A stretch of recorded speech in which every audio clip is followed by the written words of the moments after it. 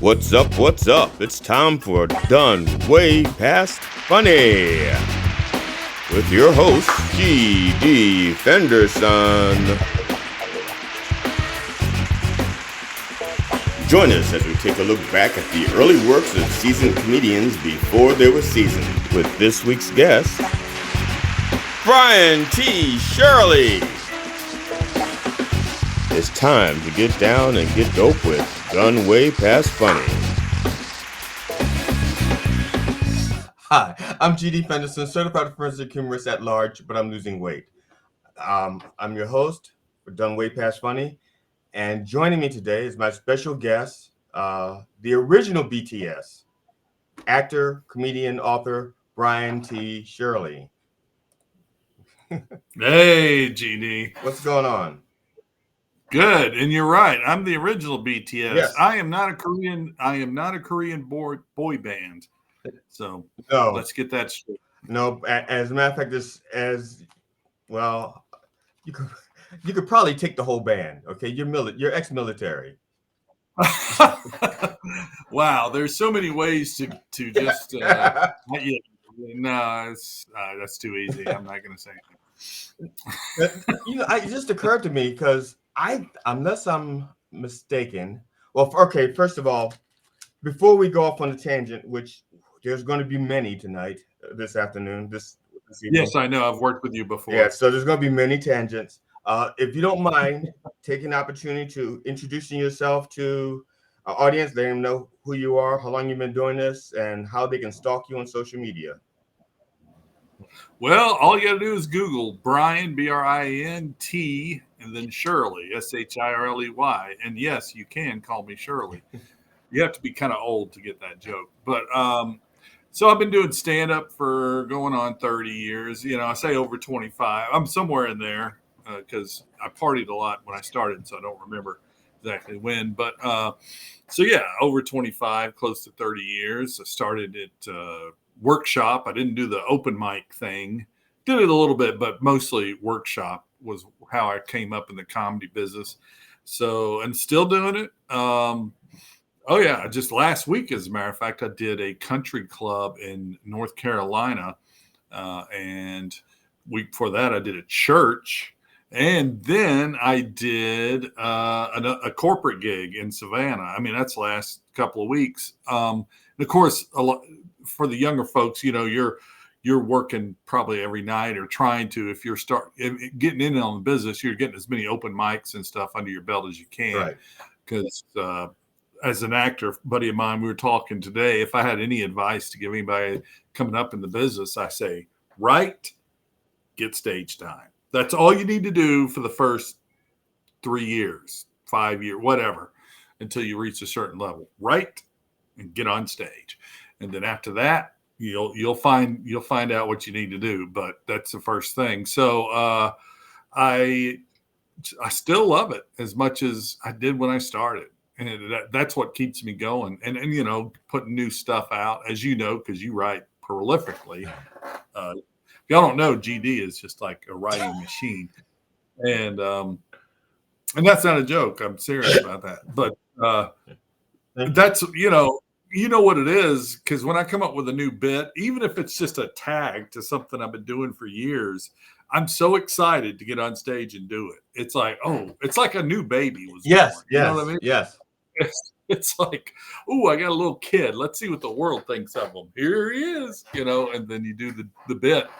And, I've got as a matter of fact, a new lead into the ending of my show I've been working on for the last couple of months. And you know how that goes. Yeah. You write, then you get up, you do it, then you go, okay, let's adjust here and there. Then you do it again. And then you start learning where the laughs are, because they're not always where you think they should be. I don't care how long you've been doing it and how good of a writer you are, even Seinfeld or whatever.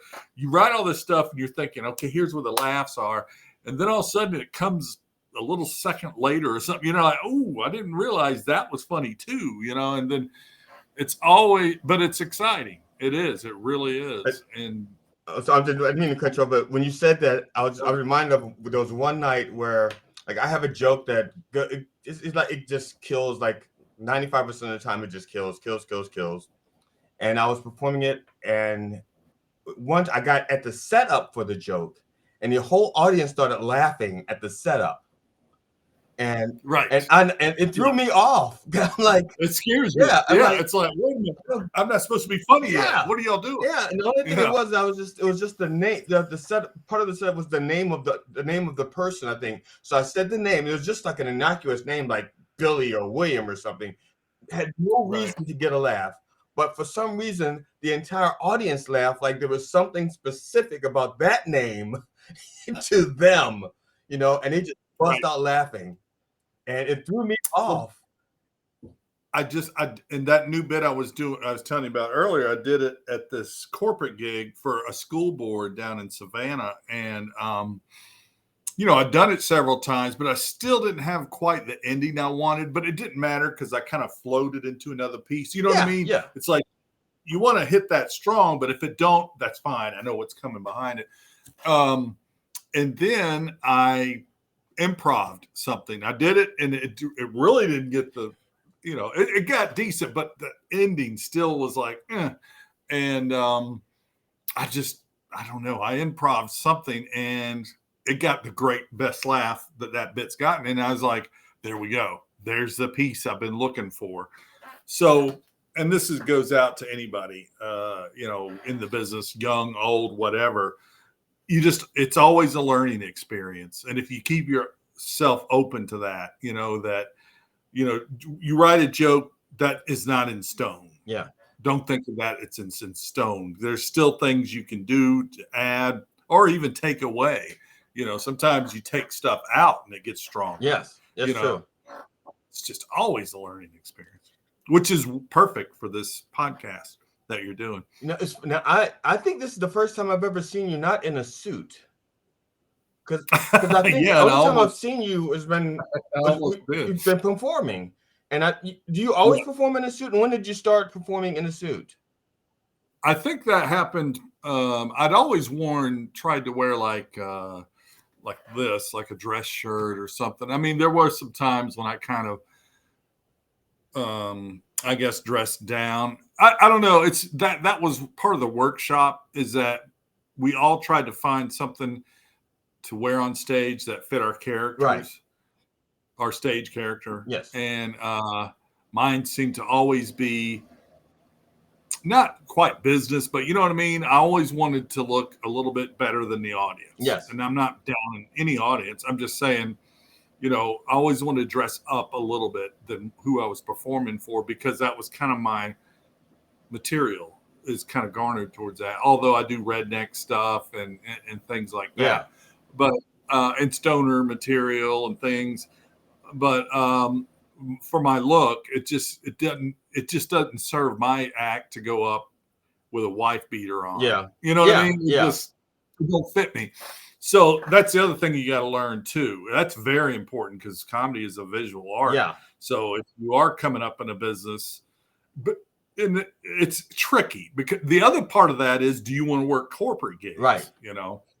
And if it doesn't fit your character to wear a shirt and tie, but you're getting corporate work, you can still dress a little bit up, but not, have to go to the suit level. Right. You know what I mean? Yes. There's a way to kind of look nice, but still stay in your, whatever your character is.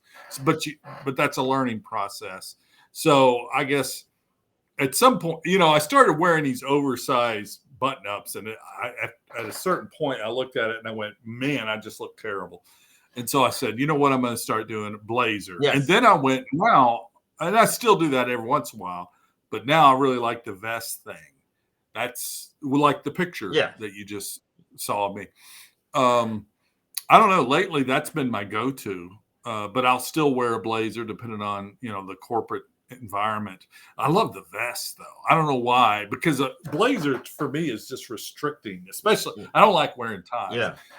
Same here.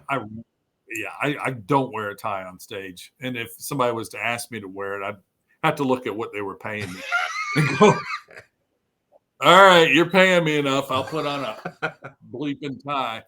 I mean, when I do a film or something, I always get certain roles like doctors or detectives or stuff like that. So as a matter of fact, I'm not going to say what it is, but I'll probably be wearing a tie next week because I just got something huge. I can't tell you what it was. BTK, it's the No. BTK the musical.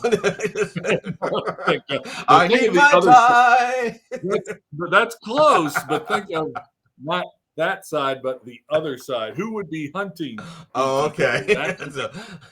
There's a big hint, but I still can't verbalize. So it's next season is BTK the musical. No.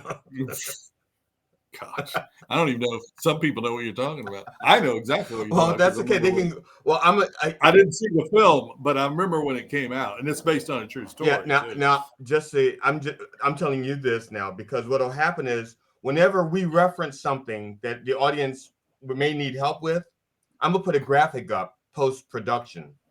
So there's gonna be a BTK graphic, and people are like, "Oh, that was in the," and that's a musical. That was in the '90s, I believe, when that movie came out. Pretty sure. So,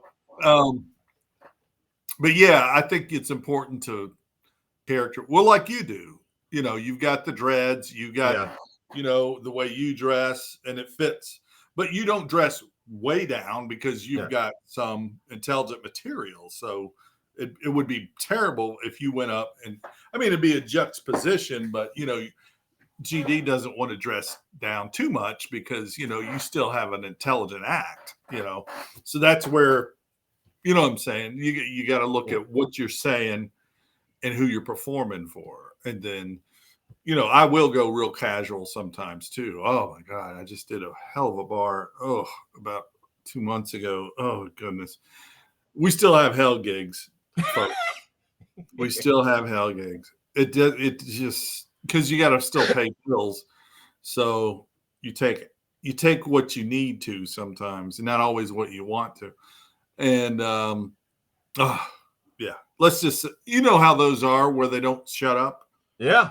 It's a bar, and they're like, "Here he is," and then so the first guy goes up, my buddy Drew Howard, and I'm watching, and I'm just getting madder and madder because half the crowd just talks.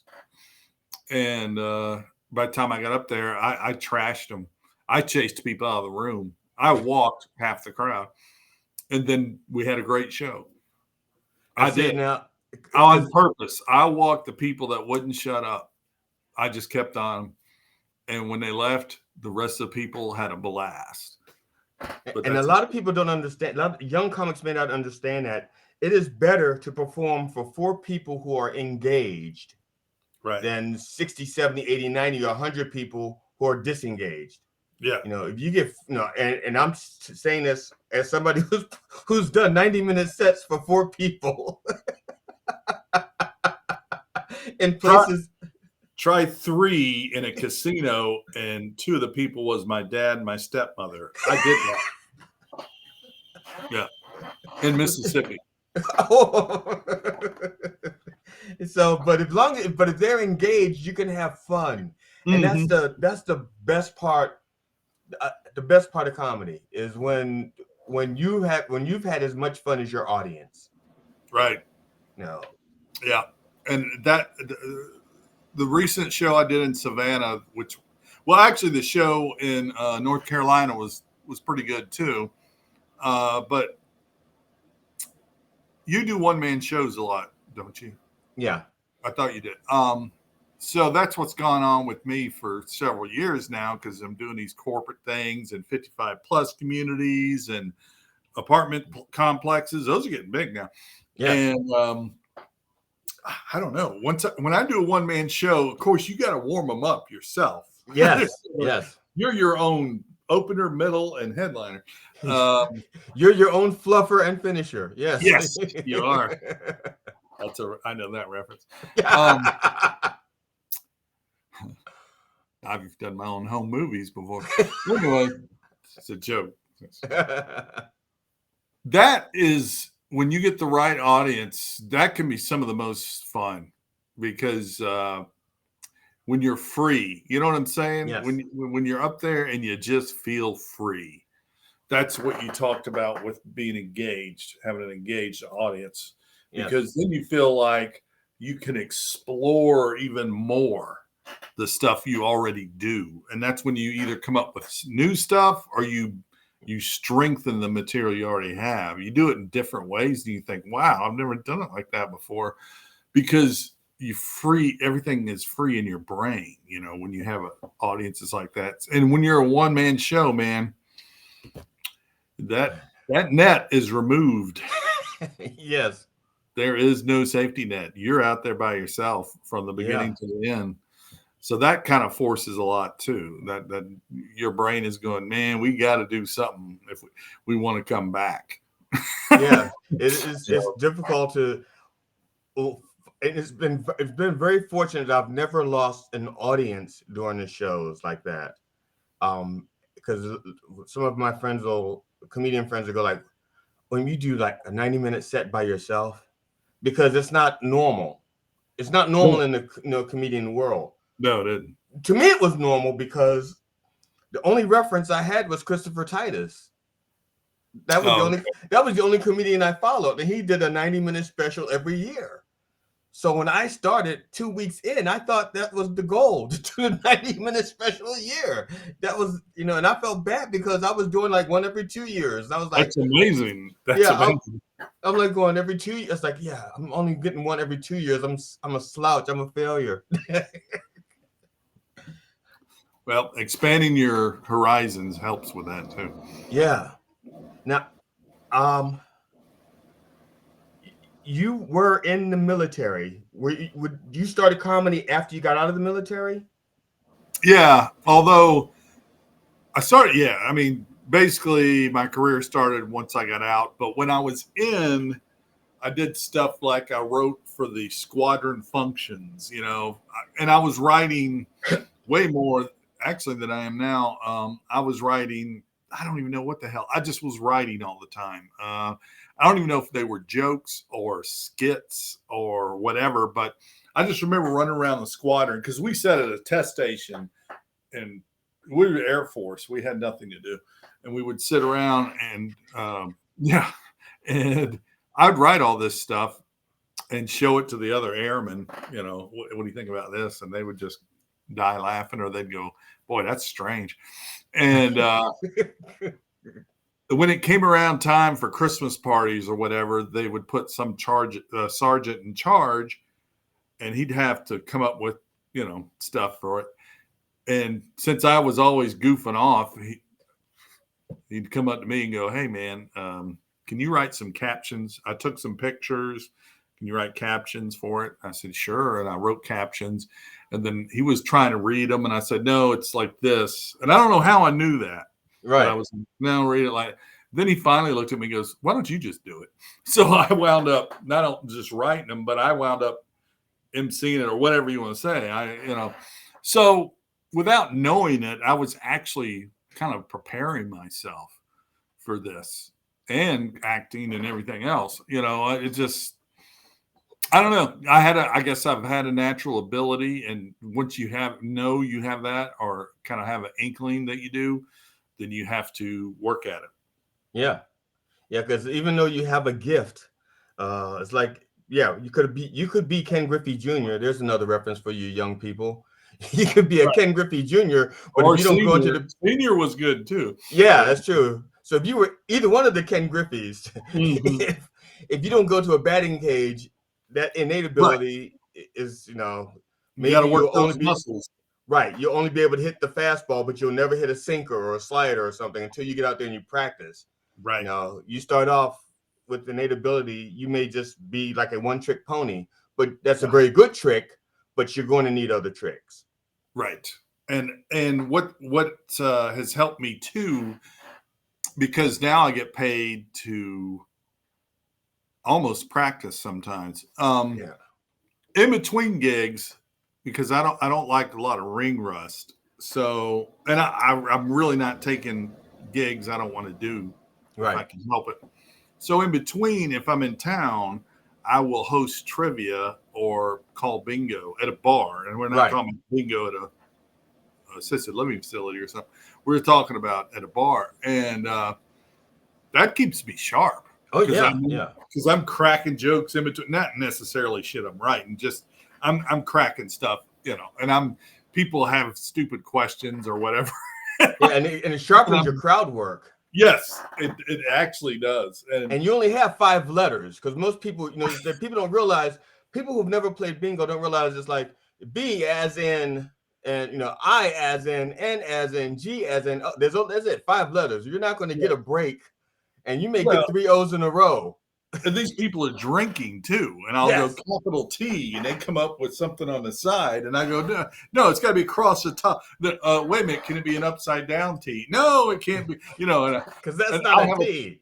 I actually have a joke built in where I go, it's, somebody say bingo, and I'll say, okay, we'll see. It could be a bingo or a mango, and they're like, what's a mango? Well, a mango is if they come up with something stupid, they have to buy me a mango hard seltzer. So anytime somebody says bingo, I go, well, we'll see. It could be a mango, I like that twist. If they're wrong, they owe you a drink. Right. I love that, because I've never heard that. I've never heard that. That's now I want to start doing bingo. Right. Because you can make it fun. You can mess with the people. One time a 5-year-old beat this regular team that I had there. And, I said, man, this girl beat them. They were drinking gasoline after that. You come up with just stupid stuff. And you're right, though. It keeps the improv skills really sharp, or crowd work or stuff like that. So that's why the other thing, when I tell comics, write in stage time doesn't necessarily have to be doing stand-up. It can be doing stuff like that.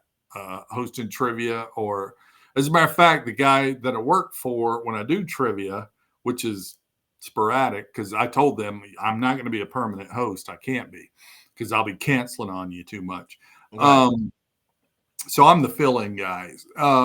He says to me years ago when I started doing it for him, he goes, I like to get stand-up comics to do trivia because they don't have a problem talking with people.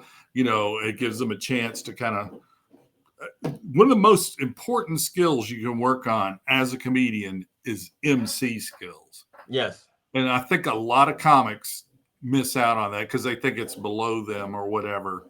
And I've learned so many times that lesson over so many times where I'm glad that I've learned how to be a good MC. And I'm keeping those skills going with the trivia and the bingo. That's still me MCing.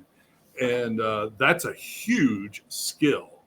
And it's made me some money because then you're doing corporate gigs. I got to do a gig up in North Carolina that coming up in October, and it's a bingo thing. And it's good money because it's underneath a tent with 700 people. Wow. And this is a big gig for a big company. And, oh, yeah, they're putting me up. They're feeding me. I'm going to tell you what I'm making, but I'm happy with it. But, you can't just jump into that. And you can't. And those things, you got to have some credentials, too. You got to prove before you get a gig like that, hey, I can handle this. I've done this, and this. So that's, any of those comics watching, don't feel ashamed to MC a show, even if you're a middle act. I did it earlier this year. I MC'd for 2 other comedians. Once again, corporate gig up in North Carolina once a month for January and February. And I was like, I don't know if I want to do it. I said, all right, I'll do it. But I want this. I want a hotel. I want food. They were like, okay. I said, oh, why not? Drove up there and did it. Now, I'm going to look at your clip, at least part of the clip, just so people know. We've divided the clip up into 2 sections. It makes sense once you see it why we did it like that. And it took place in Savannah, the Savannah Comedy Review. Mm-hmm. So you've been there. Yeah. You had a contest there. Yeah. I'm gonna tell you now, I wish I'd known what I learned after the contest. I wish I knew it before the contest. Right. Actually, before I wrote it, because I wrote my skit a certain way. Right. You still did pretty good though. Well, but the thing is, I did better to the other comics. I did better to them than I did to the judges. Right. Because I didn't know that the judges stop listening after 3 minutes and they start writing. Oh, I got you. Yeah. And so the way I set up my material, I wanted to finish strong. I wanted to go like build up, and build like bam, and hit them really hard at the end. Well, at the end, they're not listening anymore. They stopped listening after 3 minutes, and it's like, no, you just got to roll all the time on those short ones like that. Yeah, you got to just. So I didn't know. I was like, because I was trying to display, because of the nature of the audition, I was trying to display a range. Right. I didn't want them to say like, see, I tell jokes and I'm funny, because I think everybody there told jokes and was funny. So I was trying to show something a little bit different, which may have been a little too different. Yeah, hey, I just did a show down there with George Wallace. Same stage. Wow. Yep. A couple of months ago. He's there shooting a sitcom. I was headlining and he wanted to come and do time. And I said, well, sure. I said, do you need me anymore? And Thomas said, yeah, we still need you because we don't know how much time he's doing. So I dropped down. I said, yeah, let him go after me because I'm not gonna. He was hilarious. I said he's been doing it for a while. I mean, he's 75, I think. It's an inspiration because I'm 63, and I don't know how sharp my brain is going to be when I'm 75. So I'm trying to get as much done before I lose it as possible. You're fine if you're like him in 12 years. He was. I couldn't believe it. I mean, and then we're talking new stuff because he did a whole bit about Will Smith and Chris Rock. I mean, because he was with Chris Rock's brother, right, when Will Smith slapped Chris Rock. So he does a whole bit about it, and they were on tour together, and so he's down there shooting a sitcom called Clean Slate. Oh, okay. And, should be wrapping up this month, I think. So he wanted to, he didn't want to get ring rust because he's I think he's in Vegas. He's got he's regular out in Vegas. Okay. So he's doing all this. He's writing it. He's producing it. So obviously you're not going to get a lot of stage time, right, when you're doing that. But it was a pleasure to work with him, though. And writing for shows is totally different than writing for stand-up. It's not. Yeah, it is. Not the same skill set. I get confused. I really do, because sometimes I write stuff and I'm like, and I'm better now because I've done some shorts. But all these years, I think some of the stand-up that's still in my show from time to time should be sketch comedy.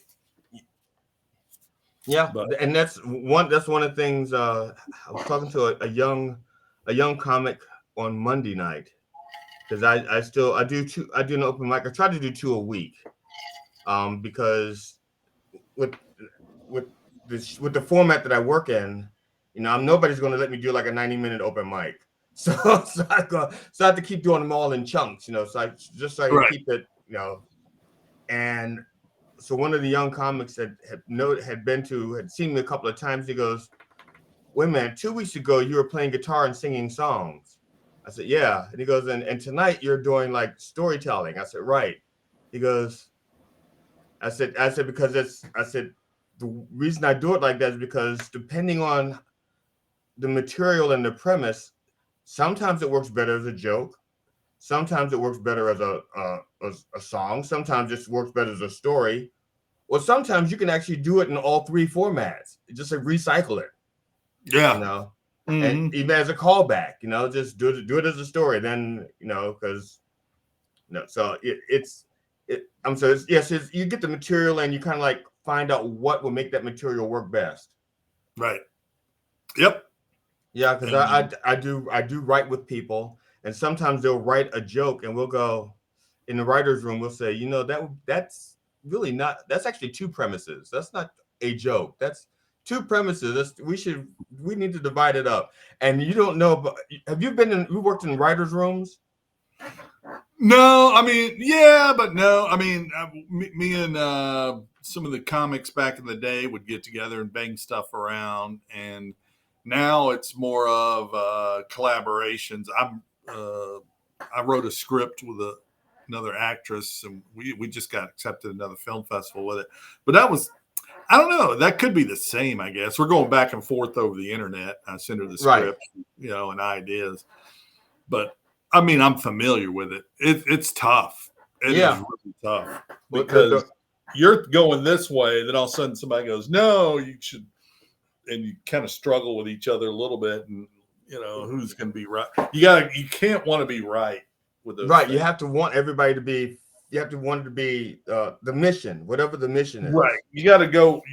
Whatever best for the material, even if it's something that you don't agree with, but yeah, it's better. It's better than what you wrote for that particular scene or whatever. Was it last week? Somebody had a premise, and they asked me to punch it up for them. And so I looked at it, and I punched it up, and they go, "This is really funny. It's not what I want, though." Right. Well, so they had somebody. They had somebody. The material, that's anything. So I just went ahead and made that my bit. Okay, right. So this is my bit, and then they had somebody else punch up their thing, and what they did was great for what they wanted. It was what they wanted, right, and was totally different from what I came up with. And we were working from the same concept. They said, "This is my concept right here," and I said, "Oh, okay, I got you. How's this? Funny, but not what I want." Right. No, that happened to me years ago, except reverse. A friend came and he said, "Hey, I got this bit about the Sons of Liberty," and he had a big chunk, but he didn't have a punch to it.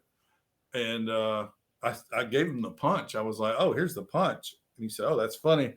He goes, "I don't know how to do it on stage and blah blah blah." And we were talking about it. I said, "Let me try it," and I didn't need to have it. I was just like, "Let me do it once." And you tell me what you think, and then you take it back. And so I did it, and he goes, "It's yours, man." I go, "What do you mean?" He goes, "No, it's yours."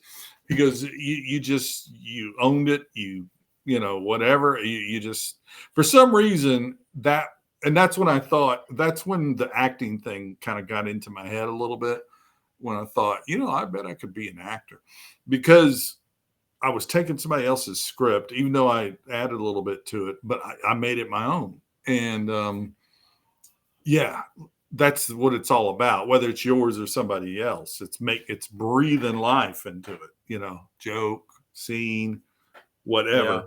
Yeah. And that's what it's all about.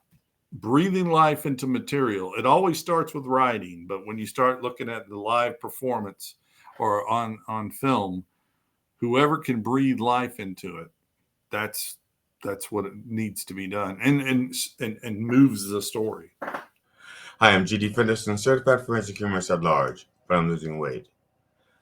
This has been part one of our interview with comedian, actor, writer, the original BTS, Brian T. Shirley. Please join us as we continue our interview, and when you come back, bring a friend. And please remember to subscribe, like, and share. Thank you.